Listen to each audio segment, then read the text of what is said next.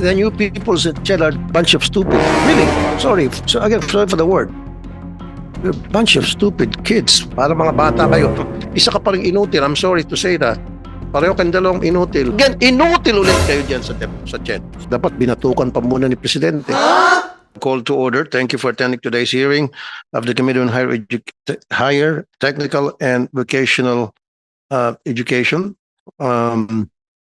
COMSEC, please acknowledge the presence of resource persons who are here and even the ones who are online. Good morning, Mr. Chairman.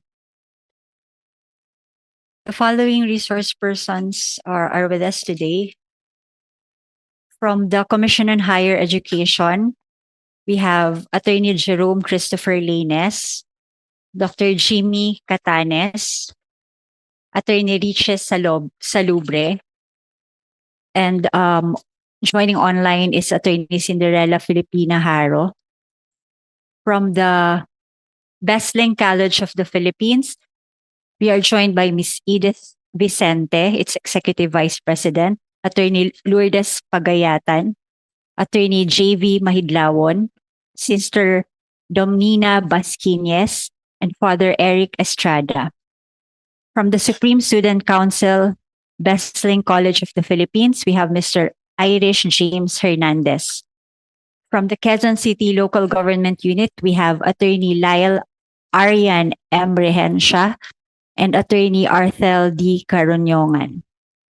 We are also joined by from the Maritime Industry Authority or Marina, we have Ms. Presca Lugo and Engineer Ronnie Hernato.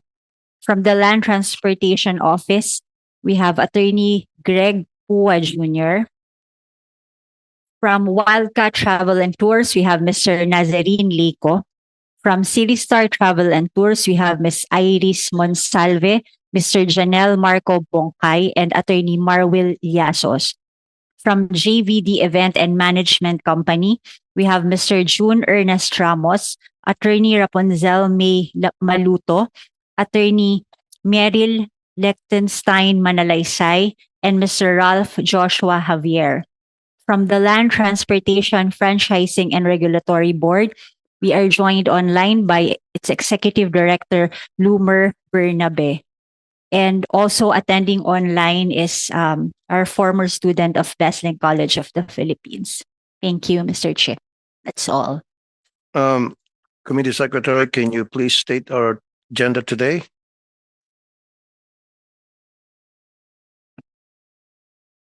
Mr. Chair, today we will be discussing proposed Senate Resolution number 1302. This is the resolution directing the appropriate Senate committee to conduct an inquiry in aid of legislation on the alleged unauthorized off-campus activity of Besling College, exposing its students to severe logistical problems and safety concerns with the end in view of identifying the gaps in the Commission on Higher Education's policies in relation to schools off-campus activities, introduced by Senator Raffy Tulfo. Thank you. Ladies and gentlemen, yeah, not only Bestlink, I think there's a serious problem how CHED make actions to complaints that they receive from students. And one good example of that is when we tried to call itong Public Assistance and Complaints Desk ng actually CHED, not CHED. Do we have anybody here from CHED muna? You're the Executive Director. Ang unang-unang gagawin ng mga estudyante sa university, if they have any problem about their school, is to call the hotline ninyo. Tama? Okay. That's 0284411260. Tama? Go ahead, check. So, tinawagan yan namin, staff ko. After waiting for a few minutes, sumagot, tinanong ko anong kailangan, and then sinabi ng staff ko ay meron siyang complaint about their school. And we were referred to CHED NCR kasi tinatanong, anong eskwelahan ba? So after na-mention yung school, sabi, ang tamang tawagan at magtanggap ng reklamo ninyo ay yung NCR. So, tinawagan naman namin yung NCR.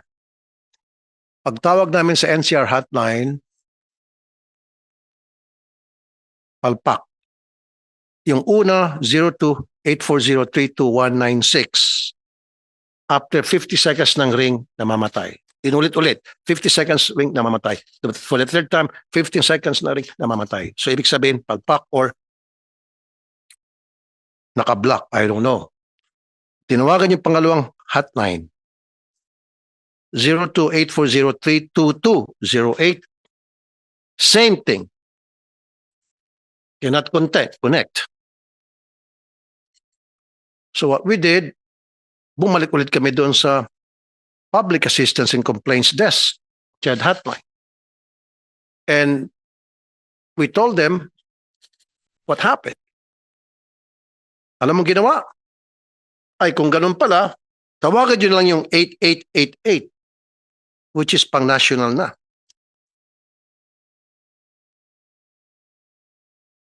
And then, nung tinanong namin, meron bang email address? This is the Public Assistance and Complaints Desk ng CHED. Ano ba ang email address ng NCR? Kasi doon kami na-refer. Alam mong sabihin, nung nasa Public Assistance and Complaints Desk, i-google ninyo.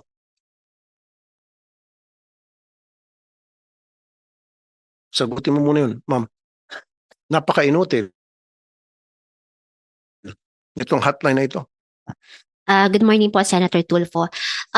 Based po sa aming protocol, well, tama naman po kayo na dapat kapag tumatawag sa aming mga public assistance office, dapat ay nasasagot po ito ng mabilis at na-actionan din po ng mabilis ang anumang concerns.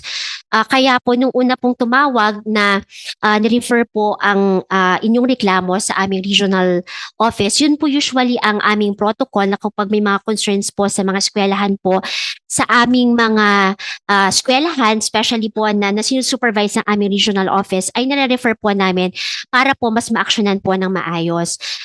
Yung pangalawa po ninyong concern na nung tumawag ay sinabi po sa inyo na mag-refer na lang po sa 888. Tama naman po kayo na No, hindi po. stop right there.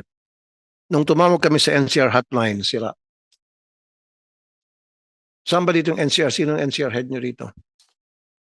Dr. Jimmy Catanes, Regional Director ng NCR CHED. Okay. Anong nangyari? Itong dalawang numero I just gave you earlier. Sira. Sir Chair, yung pong sa bumaba din po ako doon sa aming NCR kasi lagi pong yun yung concern namin sa tumatawag na bakit daw po hindi nasasagot yung ano. Nag-order na po ako sa opisina, dapat sagutin namin lahat ng calls. Kailan po kayo bumaba doon? Immediately po sir nung nag-take over po ako ng January. January. Yes po. At Ano pa ngayon? it's June ano po sir? June 9 po ngayon sir. January, today is June month of 9 po. July. Okay. Nag-order po ako January, sir na February, March, April, May, June, July. So, pumunta ka doon ng January, sinabi mo yung problema na hindi raw sinasagot ayon doon sa mga siguro natanggap mo na sumbong sa mga estudyante. So, ano sabi nila? Action na nila. Ayusin yung telepono. yes po sir. At ngayon ay July na. And every now and Pati ikaw, inutil. Inutil ka, sorry. Wala kang ginagawang Sure. follow-up. Siyempre, pag pumunta ka noong January para sabihin sa kanila na meron tayong seryosong problema dahil yung mga hotline is not working, these hotlines are not working, dapat meron kang follow-through. Pagdating ng February, palitan yan. Ano bang problema? PLDT o what? Ako may problema ako sa telepono ko sa bahay. Less than 24 hours, dumarating yung PLDT. Ayusin yung problema. This is just a problem sa connection siguro sa PLDT. Oh, madali yung pakiusapan ng PLDT. Pero in your case, January pa, Sinabi may problema na itong hotline hindi nagwo-work, and July na ngayon, wala kang follow through. I'm sorry, doctor. You don't deserve to be in that position.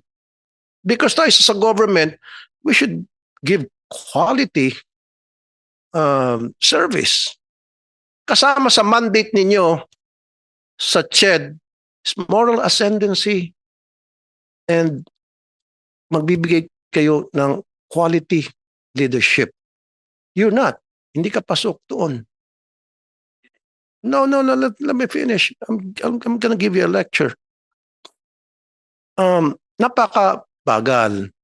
When it comes to, alam mo naman siguro, moral ascendancy, dapat kapanig-paniwalat, diba? Karespeto kang otoridad pagdating sa higher education. How can you be respected when you're acting like a child? Not even. When you're acting like one tamad, as they say.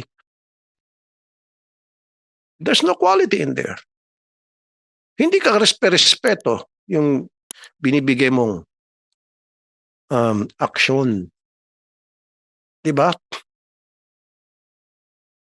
Okay, now explain to me. January, importante sa akin itong hotline eh.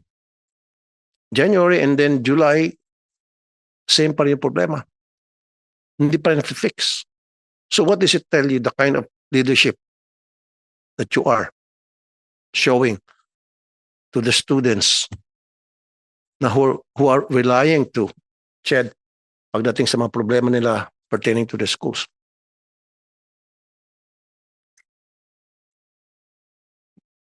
As a result, Sir Chair, nag-purchase na po kami ng papalit doon sa mga line namin, dinagdagan po.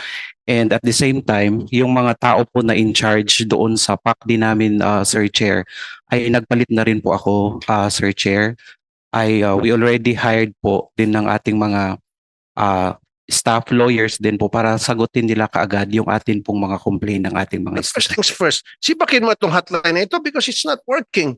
So sayang-sayang lang pagtawag ng mga tao, ng mga estudyante rito if it's not working anymore. Get rid of these numbers. Yes. And then get a new number. So bakit hanggang ngayon nandun pa rin yan, existing? And then next time, Doc, gumawa ka ng follow-through. Ganun dapat tayo sa gobyerno. Uma-action tayo. Pakita natin na capable tayo sa ating posisyon. Pag may lumalapit sa atin para magsumbong, binibigay natin agad yung action na kailangan para masolve yung problema. Tanggalin mo kung sino mga nag-ano doon, nagtatamad-tamaran. I want them removed. Then, alisin mo nitong hotline. Magbigay ka ng bagong hotline. Ang bagong hotline nyo? We'll provide po, Sir Chair, yung bagong hotline. Well, then you tell it on air. Ito po yung mga hotlines namin, Sir Chair.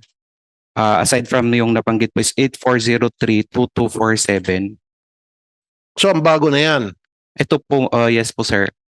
Dati po ito pero ito yung pinaka-active po namin, Sir Chair. Meron din Tawagan po natin. kaming... Call. Tawagan nyo. Call that number. Let's see. At kapag hindi pa rin nag-work, dapat pati ikaw matanggal na siguro sa palagay niyo po, sir. Because you're not effective leader. Diba? Sabi ko, dapat sa mandate ninyo, moral ascendancy, quality leadership. And I don't think right now, so far, I'm sorry to say that for me, you don't possess those qualities. Because yan sinasabi, nakaupo lang at nangungulangot. Yan yung sinasabi sa ng mga tao sa kalye. That's the reason siguro kaya nasibak yung inyong CHED. Yung pinakamataas niya. Anong pangalan yan? And what is, anong tawag kay Prosper de Vera? Hindi, anong tawag sa punches niya?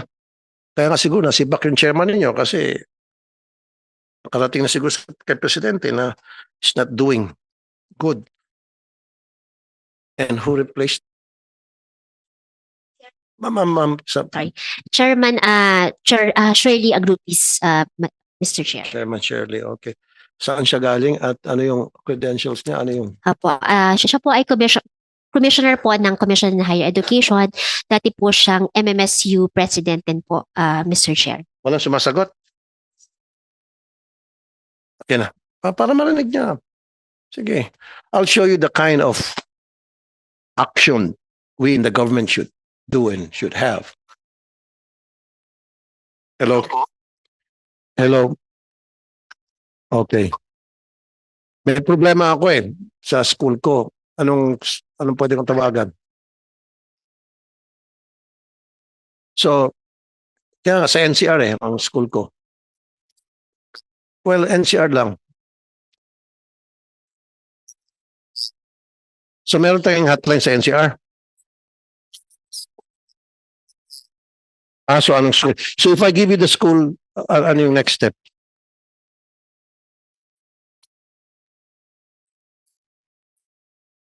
Okay. So if I'll give you the name of the school na gusto ko i-complain, syempre sa nga ko muna sabihin. So, i-refer mo ako dun sa school. Kaya nga, pag sinabi ko sa yung problema ng school, what is the next step? Yeah. Anong next step? Ano nga next step? Sir. Ifo-forward nyo ako sa complaint. Ano yung ang tinawagan namin Rockers Unit to.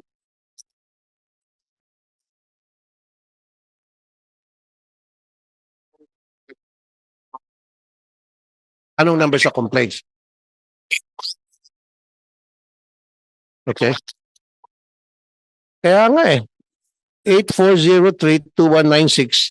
Yan yung sira na telepono. So ibabalik mo ulit ako doon.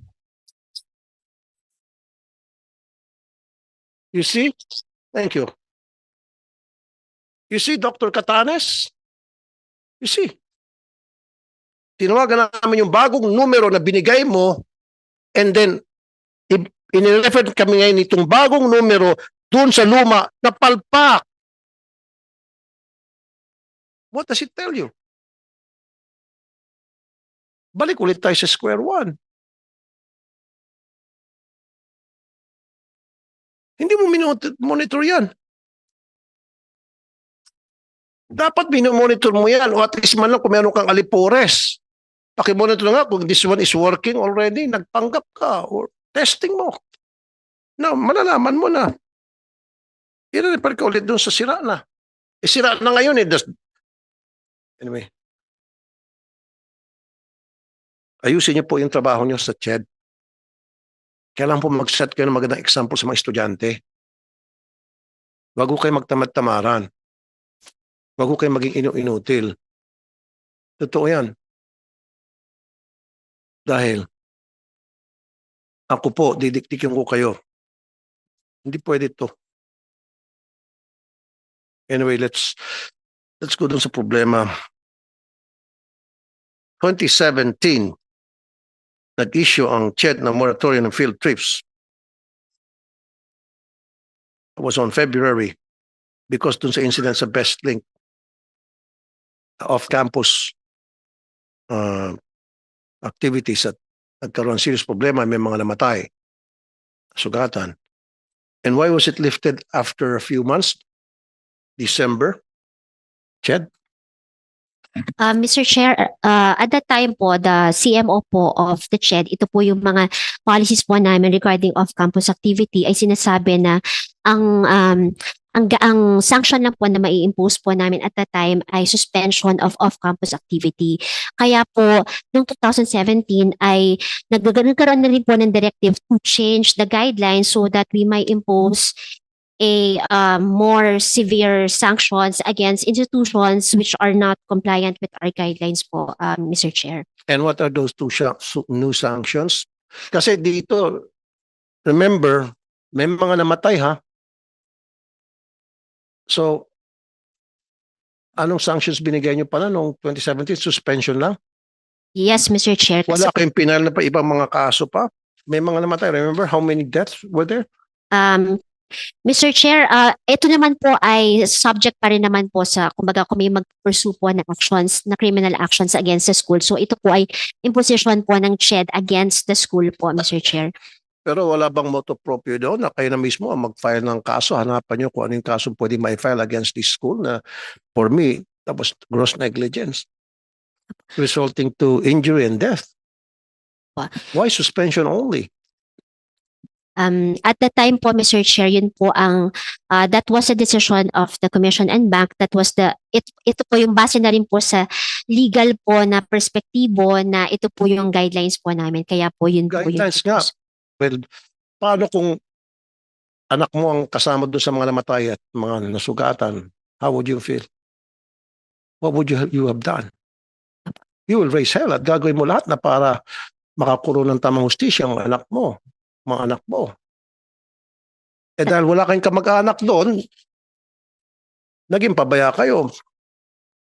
Yun eh. Ganun tayo mga Pilipino eh. Unfortunately, some of us in government are like that because I'm not affected.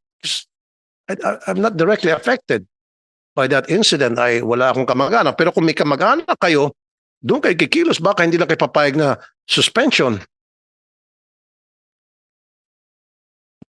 That's not how we should work. Government. Magtrabaho tayo as if yun yung maging legacy natin. So why? Tuloy na ulit. Diba? After 2017, here we comes. Naulit na naman. Oh, bakit? Okay. Doon muna sa field trips na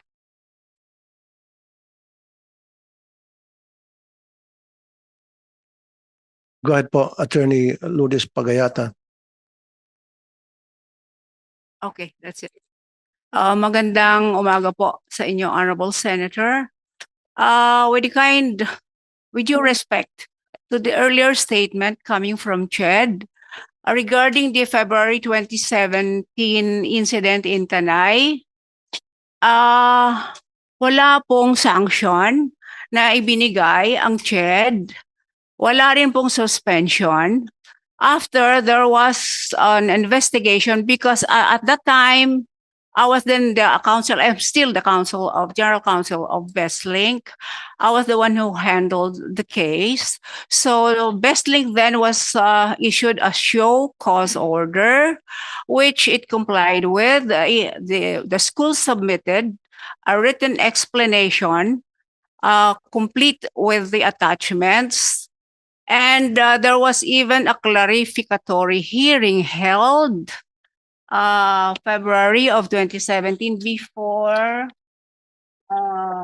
Executive Director Carmela Yadao Season. And what was the clarificatory hearing for, Attorney Pagayata? Siya po ang Executive Director ng CHED, si Director Okay, Yadao before that, Season. before you continue, sorry, Ma'am, with your indulgence, no sanctions. Mr. Chair, if I may address, sabi nga po niya, Kasi sabi mo may Apo. sanction. base Ngayon po sabi niya wala. I am relying po doon po sa records po ng So- Commission and Bank, sa records po ng Commission and Bank resolution po namin na nag-impose po ang CEB po namin ng sanction against sa institution. And can I have that document? Apo, Mr. Chair, okay lang po ba na soft copy po muna? Okay. Kasi sabi niya wala daw eh. Siya yung Apo, attorney ng BestLink. apo, Legal Mr. counsel. Chair. Apo. Ano Pero date? if 2000, nagkaroon po ito na, ito pala. Ito po pala, Mr. Chair, I have a copy of our Pakitext na resolution. po. Ano po ang sabi? Okay. Okay. Ano ang date ito? And then signed by whom? At that time po, yung mga commissioners po at that time ang nag-sign po. Hindi po natanggap itong sanction? From the records of our BestLink, wala pong natanggap. Naku po. Wala po. So, di ba Okay, pag pinadala nitong resolution, hard copy, di ba? Opo, tama po, And Mr. then Chair. dapat merong received copy. Yes po, Mr. Chair. So, hindi natanggap. So, pwede sila nagsisinungaling lang, Pero kung meron kayong received copy, then proof yun na nagsisinungaling sila. For now, we cannot say kung they're lying or not because we don't have that document that will prove that in fact they really did receive the resolution. Apo. Ipapatrace ko po ito, Mr. Chair, Papatrace pa lang. sa records po. Alam mo na magkakaroon tayo ng hearing about this at ipapatrace mo pa lang. Isa ka pa rin inutil. I'm sorry to say that. Pareho kang dalawang inutil. And siya, saka ikaw, Executive Director. Apo. You know that we will be here. This is the reason why we're here today. And you don't have all these, the documents na kailangan malaman natin sa hearing na ito. Apo. Ipapatrace pa lang. Mr. Chair, kasi ngayon lang po lumalabas yung kanyang statement po na Hindi nga dapat itong pinapakita mo ngayon, wala pang ang pirma eh. Oh, sana yung pupunta ka na rito, kumpleto. And you're an attorney. And you know, pag ikaw ay pumunta sa korte, baka na-bull out ka na ng judge, napagalitan ka ng judge. You should know better. Wala kang pirma. Eh, kung meron kang kaso inilalaban, eh sasabihin ng judge, nasaan pirma rito, panyero? Talo ka na. Napagalitan ka pa, napahiya ka. Eh, sabi niya, diba, wala siyang resolution. Eh, pero kung meron kang received copy, pwede mo isupalpal sa kanila. Pabalik. Okay, let's move on. Now, walang sanction, wala man lang follow-up. Tapos ni-lift nyo pa. Sa magkano kadahilanan? Siguro.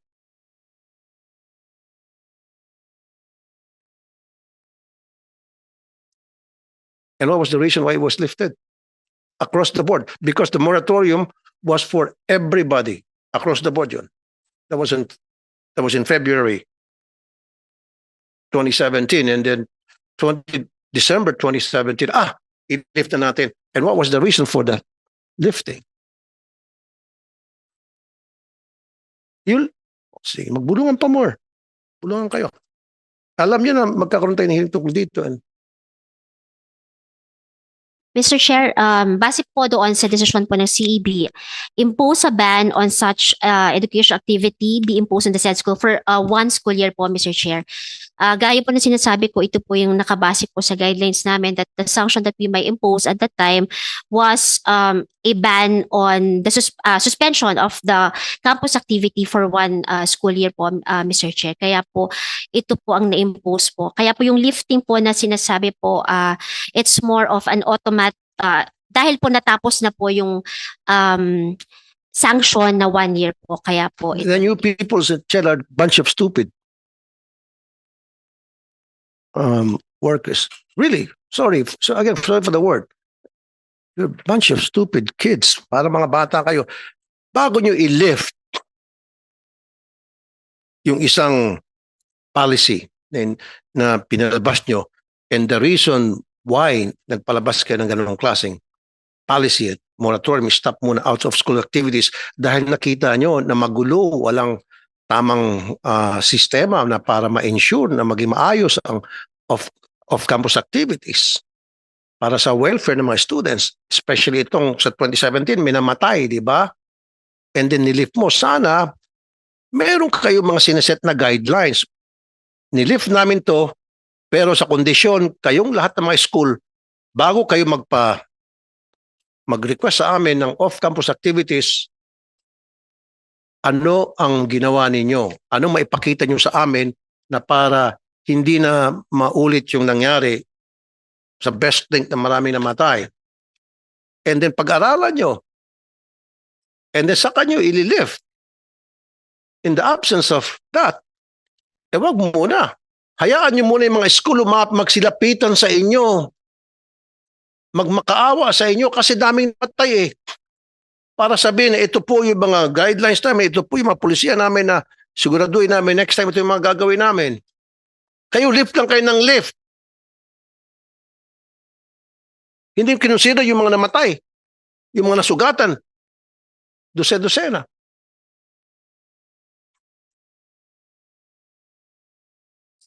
Diba?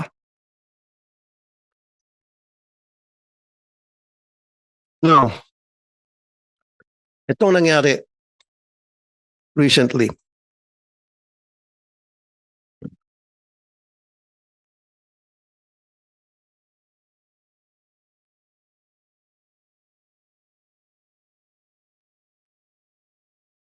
1 minute suspension. Okay, January 26, 2025 sa Punta Bell Resort, Hermosa, Bataan. I think 25,000 30,000 students ang nag-participate doon, and they paid 900 pesos per head. And hundreds and hundreds of them, may mga nahimatay pa, may mga nagreklamo, and they were forced to walk for how many kilometers because wala palang parking resort na pupunta. They cannot accommodate the volume of buses na pupunta doon. Bestling, 25,000. How many exact number of students participated? Good morning, Mr. Chair. The exact number of students who participated is around 25 to 26,000, Mr. Chair. No, I don't want 25 to 30,000. I want exact figure. You're a lawyer. You should know better. Pag nasa korte tayo at baka napagalitan ka na ng judge, hindi pwede yung calculation. Exact number. There are 25,262, Mr. Chair. Exact number. 25,000. 262, Mr. Chair. Ba't mo sinabi 25 to 30,000? 25 to 26,000 earlier. Sabi mo kanina 25 to 30,000. Ngayon binabago mo ng statement mo. Lawyer ka pa man din. I'm sorry, Mr. Chair. 25. The exact is 25,262 How many participants. buses? How many buses? There are 560 buses, Mr. Chair. 560 buses. Okay. Now, chinek ba ng inyong resort, ng inyong school na yung resort ay kaya mag-accommodate ng 560 buses, kaya magpa-park in their premises ng 560 buses? Mr. Chair, during the planning stage, Mr. Chair, the officials of BCP twice visited the area, The Mr. official of Chair. who? I'm sorry, Mr. Chair. BCP, what's BCP The- stands for? BCP stands for Bestling College of the Philippines, Mr. Chair. Okay. So best thing ay Nag-visit po sila. site inspection. Yes, And, dalawang beses po, Mr. Chair. and anong naging result ng kanilang visit? Okay na yung 560 bus. Anong pangalan ng resort exactly? Ulit? The name of the resort is Punta Bell Resort po. Exactly, okay. Now, munta doon yung dalawang personnel or twice nag-visit yung mga Twice tao nag-visit po. ng Bestling. Even the officials po, Mr. Chair. Even the officials, very good. Very good. Okay, masipag on the surface. Now, nag-visit sila, nakita nila yung resort, yung Punta Bell. Yung ba ay tinansya nila na 560 ang mga bus magkakasya sa resort? With regard to that, Mr. Chair, the bus company, the service provider themselves coordinated with the resort itself po. No. And with Ang the sinabi mo, yung mga staff ng Bestlink, mga official ba ito? yes po. The Vice President for Academic Affairs po. The Vice President, bobo siya. BP pa man din for Academic Affairs. Kasi galing naman ito sa iyo, hindi naman galing sa akin. Kaya that's why I called 8080 dahil I'll tell you, explain to you, and self-explanatory kung bakit ko siya natawag ng ganon. Alam niya na 25,000 or to 30,000. Siguro at that time, rough estimate pa. The population of the students of Bestings, abot ata is 30,000 something, right? 40,000, Mr. 40. Chair. Oh, pero pretty much before they did the site inspection, especially ng inyong BP, alam na niya pretty much, or meron siyang round of figure kung ilang mag-a-attend, or in the neighborhood of, let's say, 25 something ang mag-a-attend. He has that figure already, tama? Not yet, Mr. Chair. Pero alam That niya time. at that time na mag-site inspection. Yes, Mr. Chair. So, pumunta siya doon sa site, sa resort. Tinanong niya ba doon sa resort, ilan kayang bus magpark dito? According to the resort, Your Honor, Mr. Chair, the number of students who will join the activity, the resort can accommodate those number po. Those numbers. Yes. But, tinanong ba ninyo kung ilan ang ma-accommodate ng mga bus na magpark sa area? Kasi nga ang nangyari, attorney, naglakad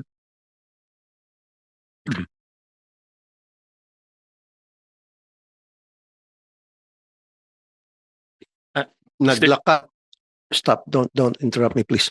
Naglakad ang mga estudyante ng ilang kilometro dahil nga hindi kaya ma-accommodate yung number of passes sa area or at least man lang malapit sa area. At marami sa kanila nahimatay, nagsuka and all. You follow me? Go Mr. ahead, Chair. you want to speak? Mr. Chair, good morning. And identify yourself, sir. Yes, Your Honor. I'm Attorney Paul Anthony Tacorda. I'm the legal officer of Wildcat Travel what? and Tours. Wildcat Travel and Tours, Your The Honor. agency Yes, that was hired by Bestlink. yes, Your Honor, because there were three agencies hired to provide for the logistical requirements. Okay. Specifically for us, Your Honor, we were anointed to conduct the coordination with the Punta Bel Resort. So Ayan makita niyo sa video, oh. yes, Your Honor. Tinulak pa yung mga bus. Ayan, may mga nahimatay. You see that? Kayo dyan sa CHED, hindi kayo konsensya dyan. Sobrang dami, oh. Naglakad, gabi. Anong feeling nyo kung mga anak nyo mga yan? Go ahead po, Attorney Tacorda. Your Honor, just to elaborate on what the legal counsel for BCP stated earlier, around November to December, Your Honor, specifically third week of November, my client, Your Honor, already visited Punta Bel Resort, the proposed site. But there were also other suggestions on where the 23rd Foundation Day of the school would be conducted. But eventually, Your Honor, Punta Bel was chosen because of the area. They had 8 hectares in total. And we were assured of cooperation of the local government unit of Hermosa, 8 Batangas. hectares, 25,000. Hindi na-accommodate lahat. Mga estudyante. Pagdating nung araw nung excursion, hindi. Kulang mga cottages. Kulang yung mga kwarto. Your Honor, we do admit that with respect to the procedure on how they alighted, how they boarded. But sa tour ka lang naman. So sa Bestlink ako babalik ulit. So, sinabi ng resort, they can accommodate. Doon muna tayo sa mga estudyante na papasok doon sa resort. Hindi kaya ang 25,000 sa hectares kasi 8 hectares sabi, right? Siguro sinong sinabing 8 hectares baka iniisip ninyo sa mga lupa na maghiga sa mga lupa. Of course, kung 25,000 8 hectares kung higa sa lupa o maglagay diyan ng karton, magkasya. Pero kung titingnan mo yung structures yung cottage, yung room, yung beds, it will not accommodate 25,000. That's sentido common. Come on, kayo nagpapatakbo ng college. Kayo DepEd. You're supposed to be one of the highest educated people in the country. Higher education. Kayo dyan sa Bestlink. Oh, 25,000 people. Ano may sisiksik dyan sa Punta Bel Resort? 25,000 heads. Meaning dapat 25,000 beds. Kahit pa siguro pag sama-sama mo yung mga the biggest hotels here in NCR, 5-star hotels, it cannot accommodate 25,000. Pag sama-sama mo lahat ng Shangri-La Hotel, Marco Polo Hotel, all the hotels here in the Philippines, in Metro Manila, they cannot accommodate 25,000. And this one is only a tiny resort. Nakalusot sa inyo, 25,000. Kayo sa CHED, di ba dapat nagbibigay muna sila mga requirements sa inyo bago nyo binibigyan ng permit na magkaroon out of school activities or off-campus activities? Dumadaan muna sa inyo. Wala pa lang sa inyo nag-monitor na to make sure na itong 25,000 students na pupunta sa resort for the off-campus activities, kaya ma-accommodate ito. Itong number na ito. But you didn't do that. Again, inutil ulit kayo dyan sa CHED.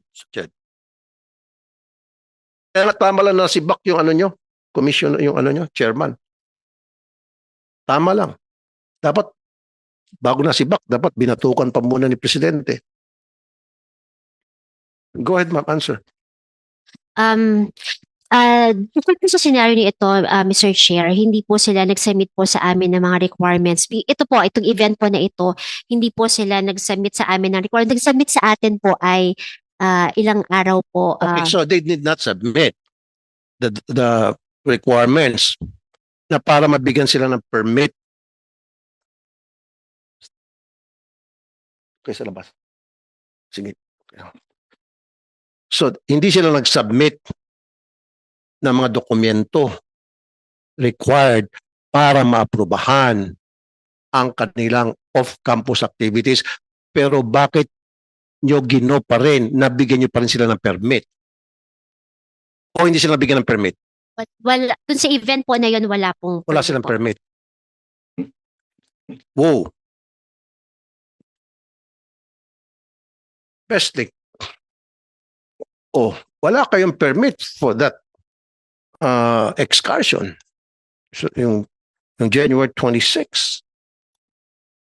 Mr. Chair, with respect to the requirements po kasi, yung CMO 63 po mismo, there is no categorical statement that these requirements must first be submitted before conducting the off-campus activity, Mr. Chair.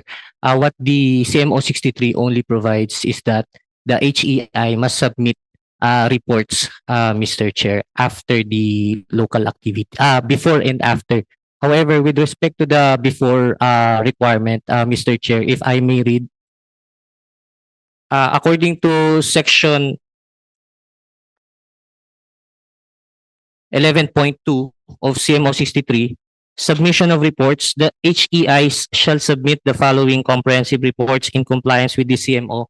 First is certificate of compliance. Second is report of compliance. And third is the comprehensive semestral or term report. With regard to the submission of reports, as far as the non-curricular activities are concerned, the HEI are exempted from submitting reports, Mr. Chair. Who's exempted? With regard to non-curricular activities, Mr. Chair, the submission of reports, the HEI are exempted po. Submit po. Ano HEI? Itong besting? The HEI in general, Mr. Chair, Do not use the acronym dito. higher education institution. The best link here, Mr. Chair. Don't use acronym. My Hindi apologies, famous, Mr. Chair. Okay? So, bakit ganon ang pulisya ninyo? So, pwede pala sila kahit na hindi na mag-submit ng mga dokumento para ipakita sa inyo na capable sila na mag-handle ng off-campus activities with these numbers of students and they will be well accommodated pagdating doon sa lugar, etc.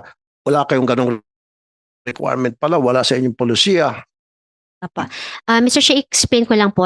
During that time po, na nilabas po namin itong CMO number 63, series of 2017 po namin, nag-distinguish po kami between curricular and non-curricular. Bakit po kami nag-distinguish po during that time? Marami po kasing mga activities na gaya po ng mga sports competition na nakakategorize po sa non-curricular activities.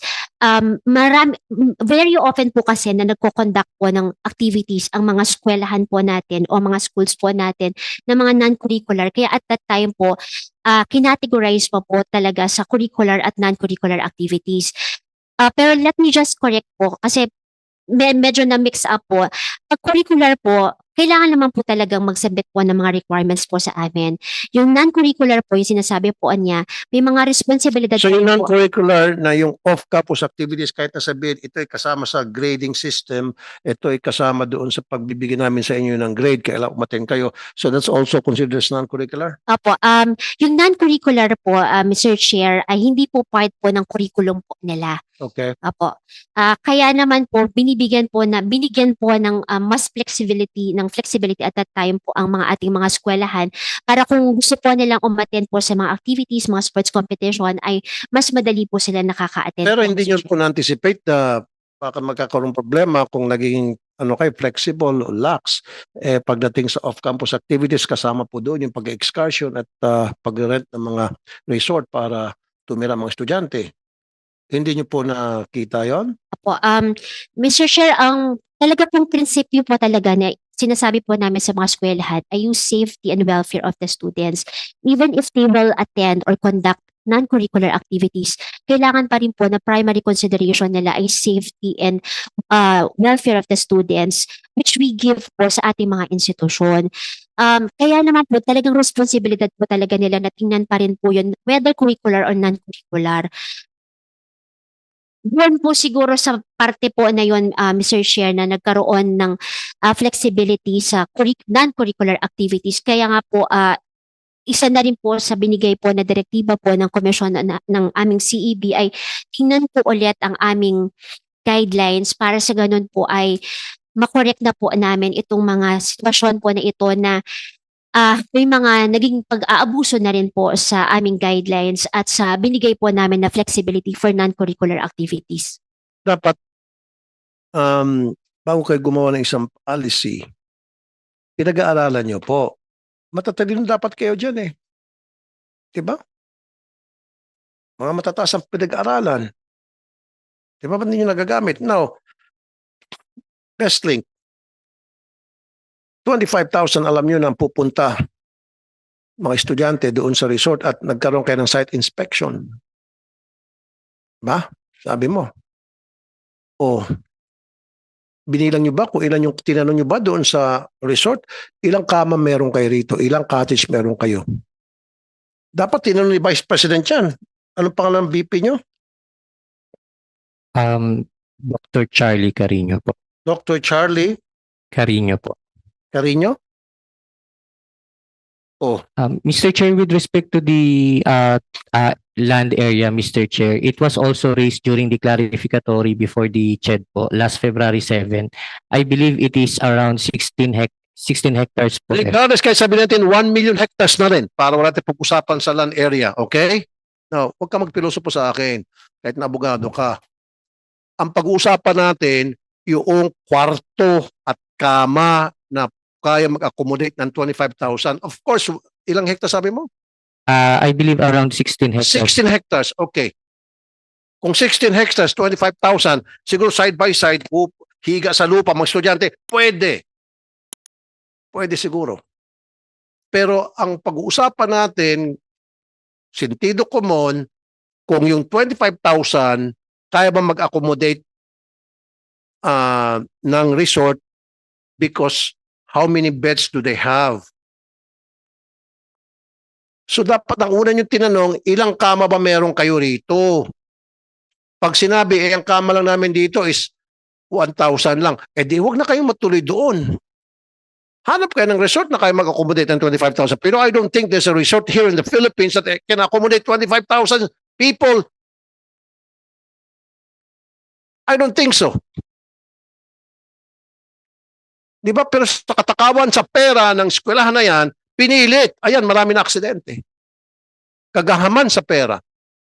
Dahil alam ko ata, nagpapatayo ata yung Bestlink ng eskwelahan, another school sa Novaliches. Kaya siguro kukunin ng pondo dyan sa pagpapa-excursion left and right.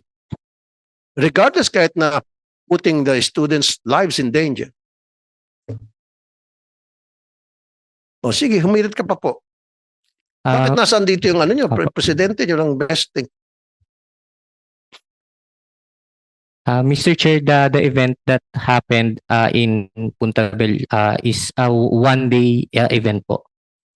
Yung founding anniversary. Regardless, pero dapat, syempre, pag-accommodate mo yung para may kwarto. Yung mga bata. Yung mga papahinga.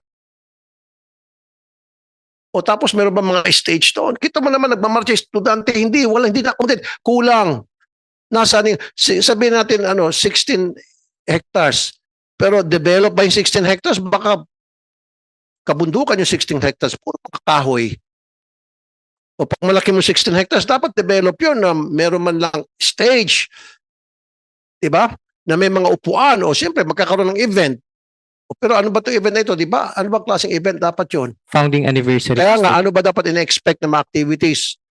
Sports and culture and arts performances. Exactly. Sports and cultural arts. So, develop ba yung 16 hectares para doon sa activities na yon? Sports? What kind of sports are we talking about? Anong klaseng sports? And cultural? Ano? Sige, magturuan kayo. Considering Hindi Mr. nga, Chair, sir, paki-answer direct to the point. You're a lawyer. You know better. Direct to the point tayo dito. Ano nga mga, sabi mo, sports? Apo. Sepak takraw, Mr. Chair. Ano po? Sepak takraw. Ano po ibig sabihin? Filipino sport po yung sepak takraw. Okay, And- sepak, ano yun? Anong klase yun? And field demo po. Ano po? Field demo po, Mr. Chair. Ano yung field demo? Sister. Ano po? I believe, Mr. Chair, our company, a company sister po will answer that po. Sige po. Ano po yung sepak? Ano po? There were different parlor games that we held. Yung tapos may mga palusebo. It was like a fiesta program that all the students were scattered all over. We have simultaneous because we have to compress 4 days activity into one. And it was not an overnight activity. It's supposed to be done the whole day only. And the culmination was concert by different artists. So at the end of the day, when we're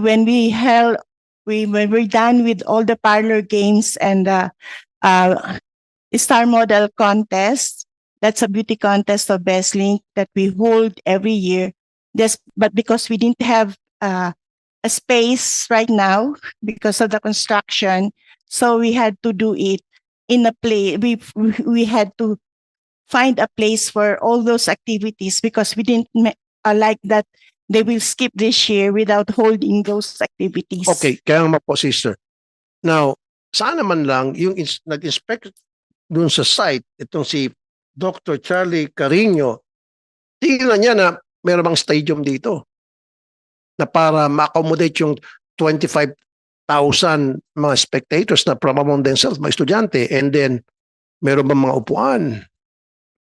O saan bang ilalagay yung sports activities, saan bandang field, and then siyempre dapat merong, siyempre May open manunod yung ground iba. naman po. And then we Open ground, may mga silya ba?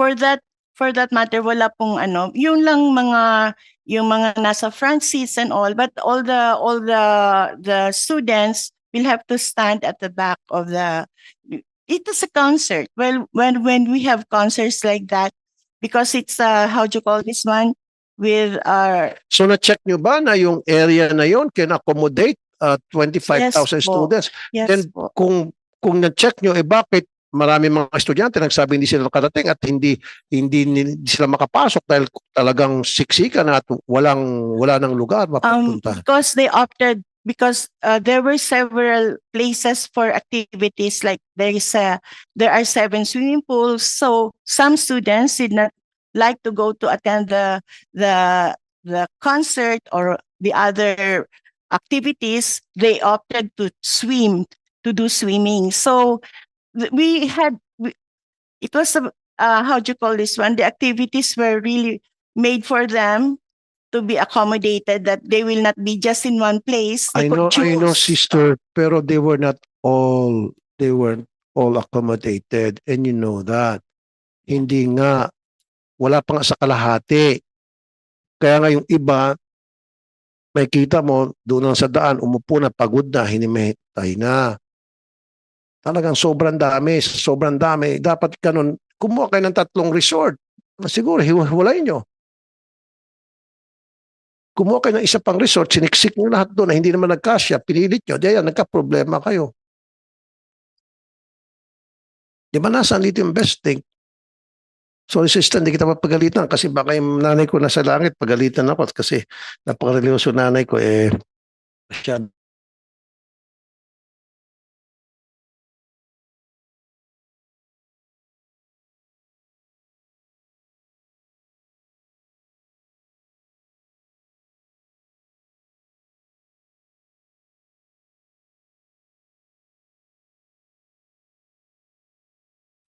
Attorney Benitez, ano na ngayon na nangyari?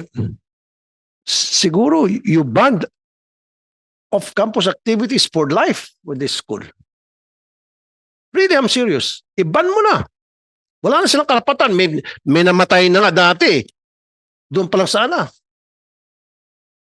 Kung sa mga bus nga, may namatay na sayro ng bus. Yung iba, kinakansila ng prangkisa. Ito sila, may namatayan na, ilan bang namatay? Ilan ba nasugatan? How many?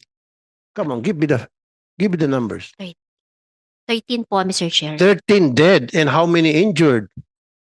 59 po yung students, Mr. Chair. 13 po and one staff who died po. O, kita mo? May mga namatay. Sana perpetual disqualification from being allowed na magkaroon ng off-campus activities.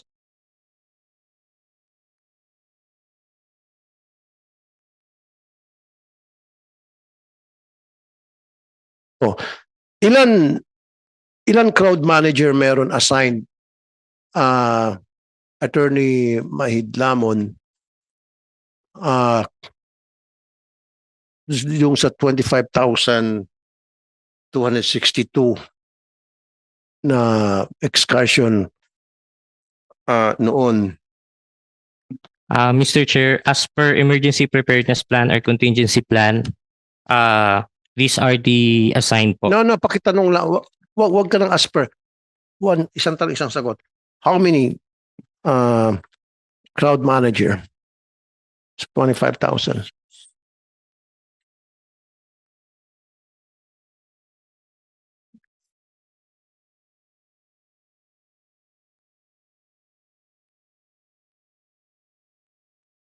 There are around 20, Mr. Chair.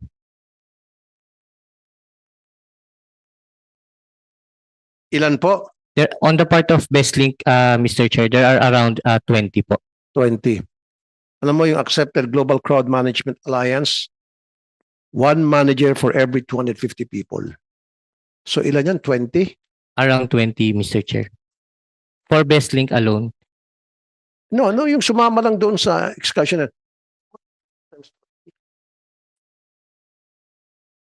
Ito yung global.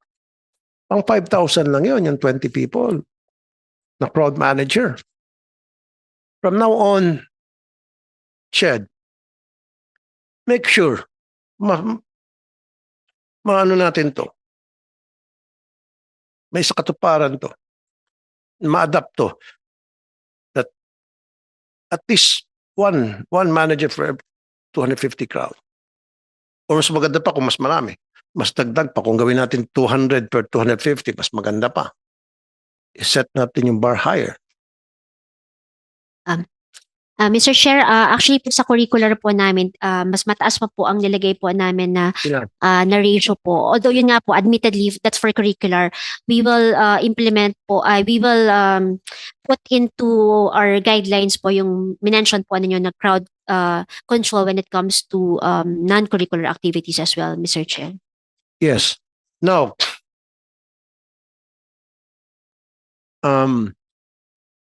wala man lang sa, siyempre sinabit nila kung ilan yung number of students na mag-attend. Chinek din nila, sinabi din nila sa inyo kung ano yung lugar. Hindi nyo ba ni-require sila na mag-coordinate sa LGU? Did you coordinate with LGU, yung BestLink?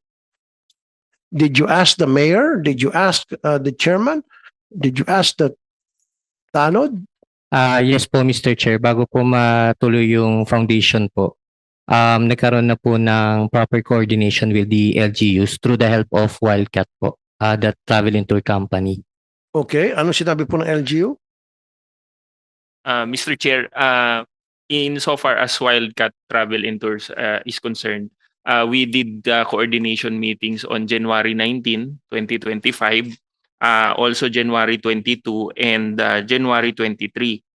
On the 19th of January, Your Honor, we did a second or third ocular inspection again. The resort committed to provide additional portalets, makeshift urinals, to also reduce the physical hazards that may occur given that there are simultaneous activities to be conducted by the school organizers. And then on the 22nd, Your Honor, our firm met with the management again of Puntabel with the Municipal Police Station of Hermosa led by Chief of Police Fuy Pangan Jr. and then Punong Barangay Roberto Rosal of Barangay Mabiga, Hermosa, Bataan. Okay? In the following day, Your Honor, we met with the officials from the local government unit, particularly the Bureau of Fire, the Rural Health, and their engineering office, Your Honor. So in that case, gumawa kayo ng many preparations for Uh, that event and gumawa kayo ng several site inspections, right? Yes, Your Honor, and also Yes. the traffic management. And the traffic So, management, where they correct? Pero basically- siguro kayong last minute assessment sa Yes, Your- situation. Very good. Perfect. Excellent. Pero ba't nagka-problema pa rin? Your Honor, albeit this is in retrospect, and Ano po? this is in retrospect. This Your is- Honor. Your Honor, what I mean is always when we look back, we see what the errors are completely. But at the time they did the assessment, they may have overlooked this matter, Your Honor, because as to the configuration of how you will get to the resort, Your Honor, we will be passing through barangay roads. Two barangay roads. One is an access road leading to the Kaya nga, so dapat So that- kasama dun sa ginawa niyong site inspection, dapat kasama dun sa ginawa niyong last minute assessment, dapat kasama dun sa, sabi niyo, ilang beses kayo pumunta doon at nakipagkunit kung sino-sino mga Poncio Pilato, police, mayor, chairman, etc. O kasama na dapat yun. Hindi man lang nasa pool yun, nahuli yun ng mga taong mga nakausap niyo. Na hindi man na sinabihan kayo or baka nasabi sa inyo pero sinadya niyong i-overlook na hindi ma-accommodate yan because of the barangay road, because of the side streets. Diba? The 500 buses is not going to accommodate. in addition, Your Honor, if I may, there were also lapses admittedly on the crowd control because many students after some of the activities were concluded, they already rushed outside of the resort premises looking for their buses.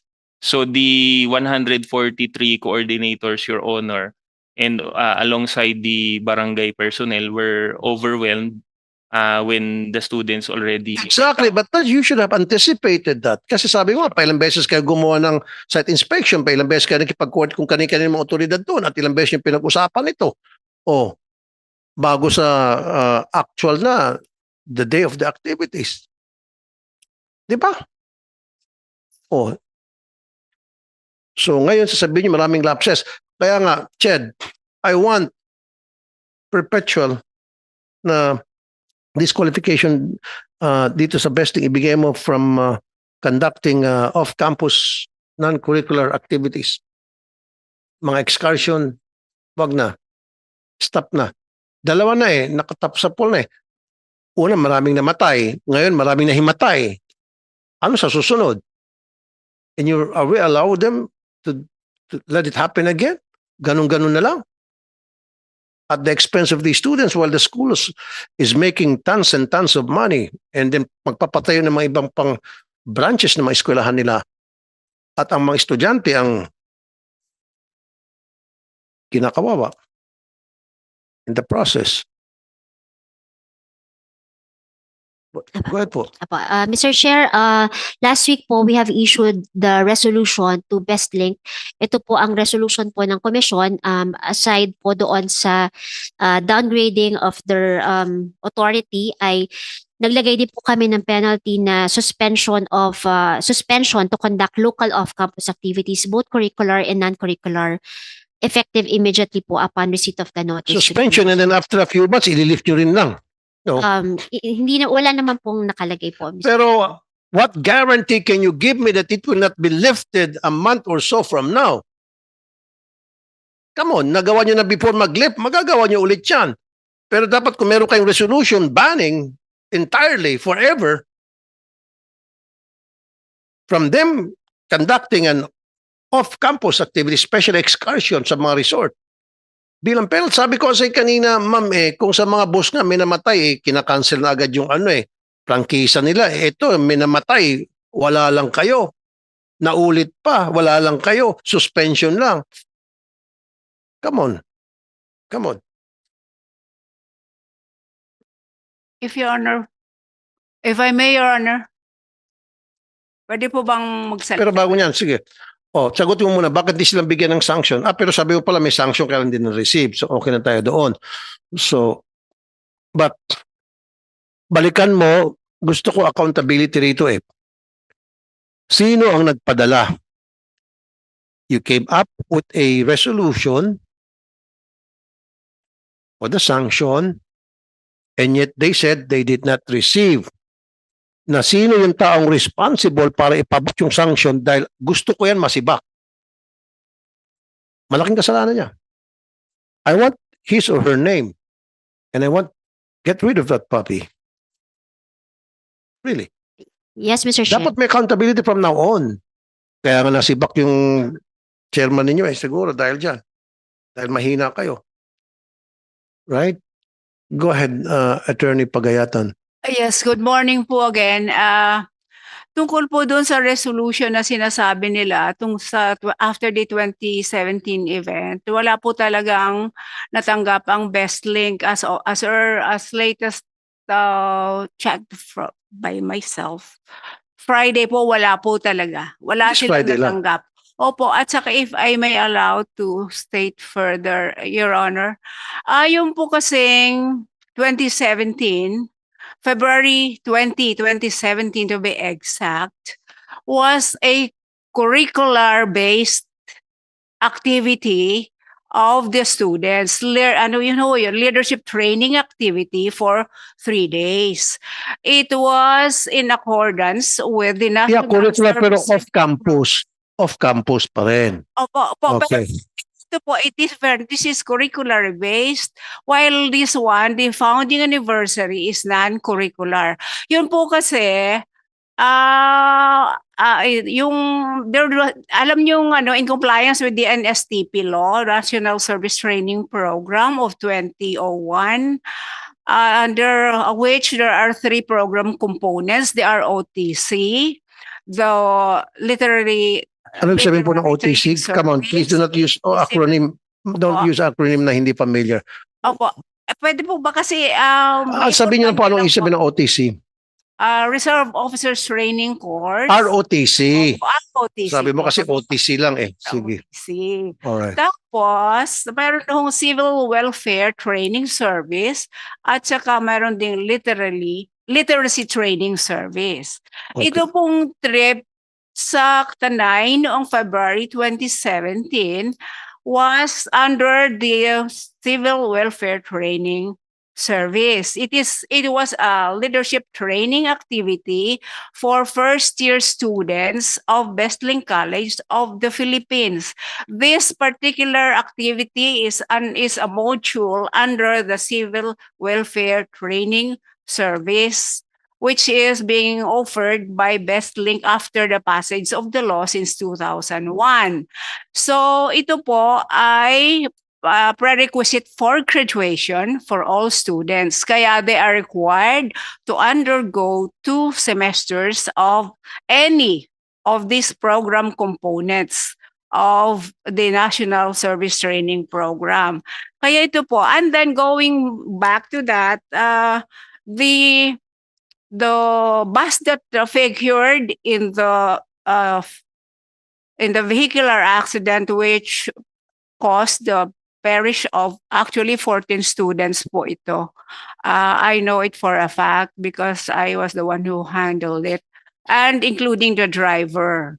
There are cases already filed, and in one of the cases where one of the plaintiffs is the student assistant, in which was one of the passenger who was one of the passengers of the bus which figured in the tragic incident. the court, it reached the Court of Appeals, and the Wesleyan College of the Philippines has not been declared negligent because of that. Because that bus was a substitute bus. The original number of units requisitioned by the school from Harana Bus, which was one of its service providers at the time, siyam lang po. Ngayon, yung siyam, nakaalis na po yung 7, may natitira, 6 pala, may natitira pang 3. Yun sa 3 naiwan sa Wesleyan College premises ay hindi nakaalis yung isa agad-agad dahil mayroon pang isang hinihintay. Pero biglang dumating itong substitute bus from Panda, which was hired or subcontracted by Harana Bus, kasi Harana lang bus lang po yung kausap ng Bestlink eh. Itong Panda Bus, hindi po kumuha ng consent ang Harana na sila ay mag-field ng Panda Bus. In fact, yung mga estudyante na nakasakay na doon sa Harana Bus na supposed to leave or depart for its destination in Tanay, Sacramento Adventure Camp, paalis na maybe a few minutes before the Panda Bus arrived. Ang sinabi po nung pinaka-foreman o pinaka-supervisor na driver ng Harana Bus doon sa executive director ng NSTP ng Bestlink ay kailangan daw yung Harana Bus ay umuwi sa kanilang base, bumalik sa kanilang base because it Haba na explanation nyo. for another explanation. Sorry. Sobrang haba na explanation mo. Opo. In 30 minutes, meron pang gagamit ng room na ito. So, ano nangyari? Ba't nagka-aksidente? Na-aksidente po kasi it was found out per police investigation that it was human error. It was the negligence of the driver which caused the accident, the incident. Ganun po. May na po. Nakalagay po yun sa kanyang investigation report. It was human error on the part of the driver. That is why Bestlink was not pronounced negligent by even the Court of Appeals. The Court of Appeals has already dismissed the complaint of one of the plaintiffs pending before it. Wala pong negligence ang Bestlink. Kaya ko po alam yun kasi ako po ang legal counsel na humawak po nitong kaso.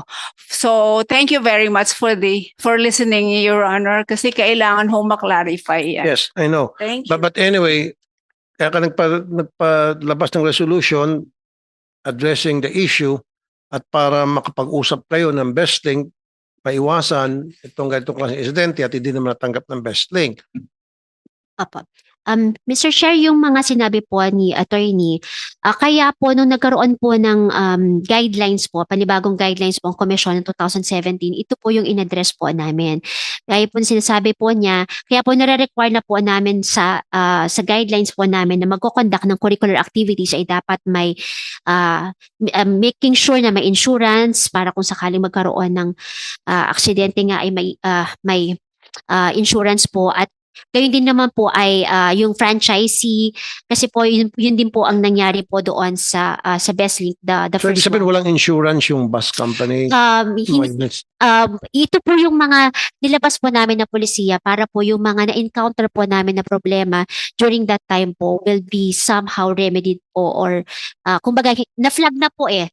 Gaya po na sinabi nyo, pinag-aaralan naman po namin sa commission po yung mga polisiya po. Nung ito po ang naging sitwasyon at mga Okay, naging problema po.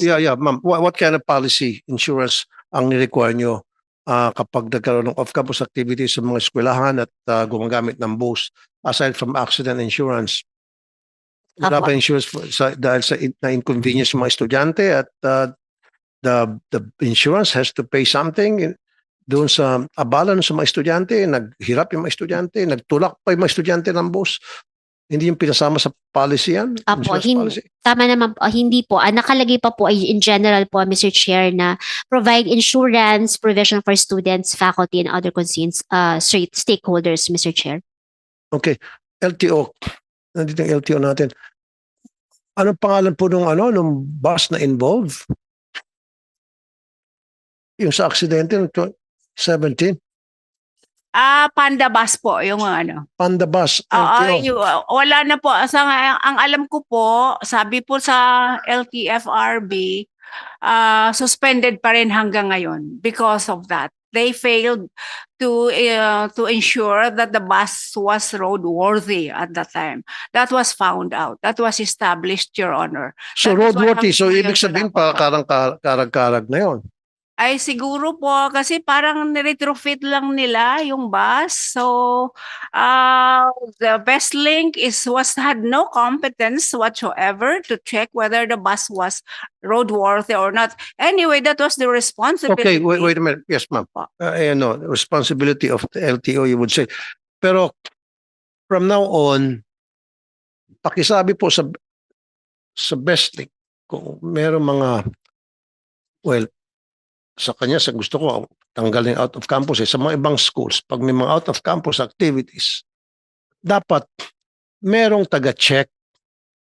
Siguro, mekaniko, hire a mechanic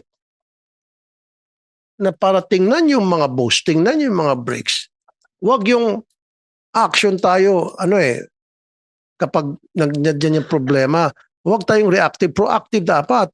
At least man lang, you should have hired some mechanics para titingnan mo na may checklist. Okay ba yung hingin doon sa driver ng bus? Kailan ba ito huling nag-change oil? Kailan ba pinalitan ng huling palit ng brake? Yung tire ba nito? Tire pressure okay lang ba? Isa-isa yung mga bus yung check-in. Make that a policy. I mean, lagay niyo po sa resolution, that should be a policy sa ibang eskwela. Panahon pag nagkaroon ng excursion. Whether that nagkaroon ng off-campus, whether that is curriculum or non-curriculum activities.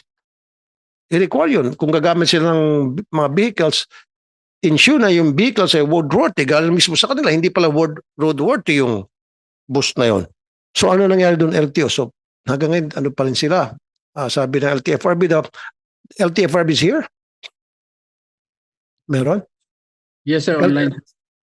LTFRB, Lumer Bernabe, itong Panda Coach Tours and Transport Incorporated. Yes, sir. What is the status?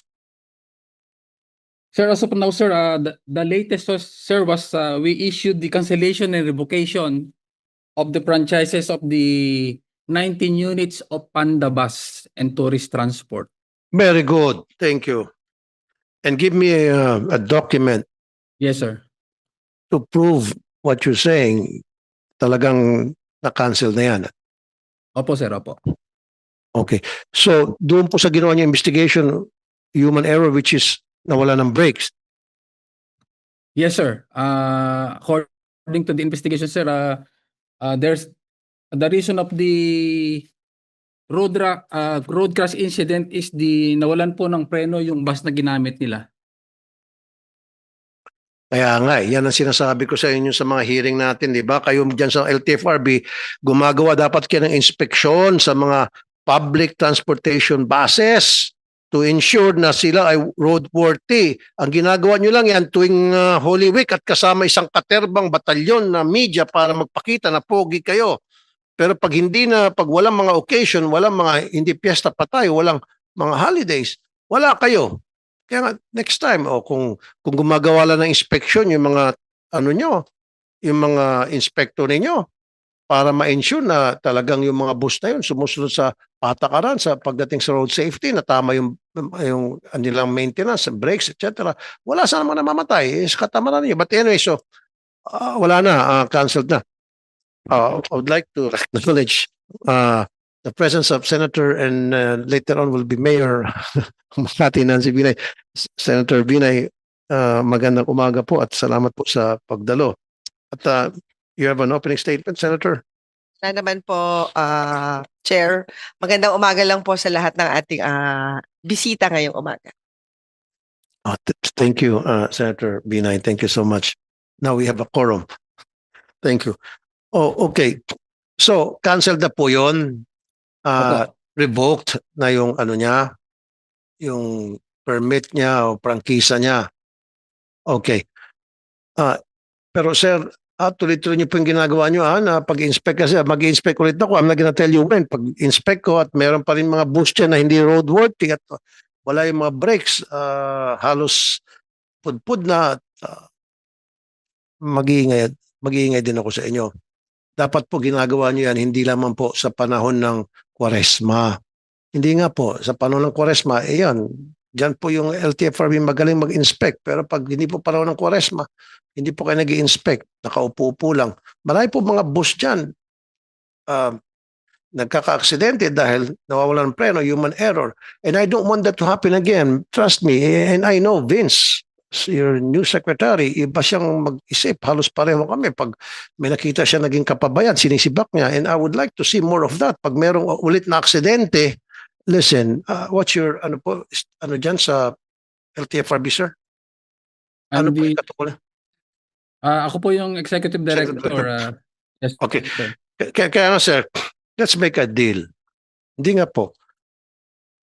Kapag merong isang bus na nawala ng preno dahil human error, nawala ng preno at may mga namatay, ano po maganda sa mga gawin sa mga inspektor niyo? Sibakin natin. Yes, sir. Yes, sir. So sibak. Doon sa nangyari sa Panda, hindi ba nasibak yung inspector na naka-assign doon sa area kung saan naka-register itong Panda transport? Sir, I will check on the record po. I will check on the record. But with that instruction of the good senator, sir, we will make the necessary action on the implication if there will be an incident that will happen in the road crash incident that causes roadworthiness of the buses will be there will be an action that will immediately be taken by this by the board, sir.